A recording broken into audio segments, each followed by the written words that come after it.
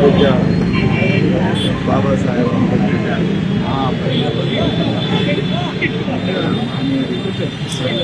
త్యాగం సమానం.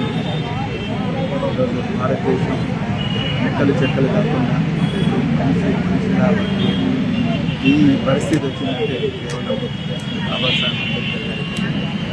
మరి ఆయన త్యాగాన్ని ఎంత వర్ణించిన ఈరోజు ఈ దేశంలో కేవలం పీడితులే కాదు, తాడితులే కాదు, అన్ని రాజకీయ పార్టీలు కూడా చిరకాలం ఎవరికైనా ఉండాలంటే అది కేవలం బాబాసాహెబ్ అంబేద్కర్.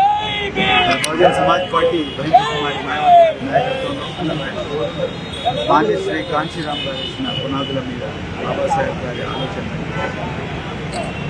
గ్రామానికి పరిచయం చేసి పేద వర్గాలకు అనాదిగా జరుగుతున్న అన్ని దోపిడీ వర్గాలను పేద వర్గాలను కాపాడడం కోసం 4 దశాబ్దాలుగా వీరోచిత పోరాటం చేస్తాము. ఇవాళ తెలంగాణలో జరిగిన ఎలక్షన్లో కూడా వీరోచిత పోరాటం చేస్తాము. బహుజన్ సమాజ్ పార్టీ ఒక రాజకీయ పార్టీ మాత్రమే కాదు, ఒక సామాజిక ఉద్యమం.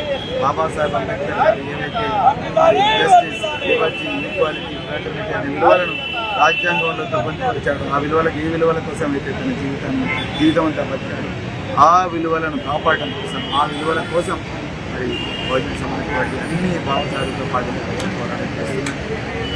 ప్రజలందరూ కూడా బహుజన్ సమాజ్ పార్టీ ర్యాలీ కావాలని కోరుకుంటూ మరి 2023 ఎన్నికల్లో మరి బహుజన్ సమాజ్ పార్టీని ఆదరించిన ప్రతి ఓటరుకు మరొక్కసారి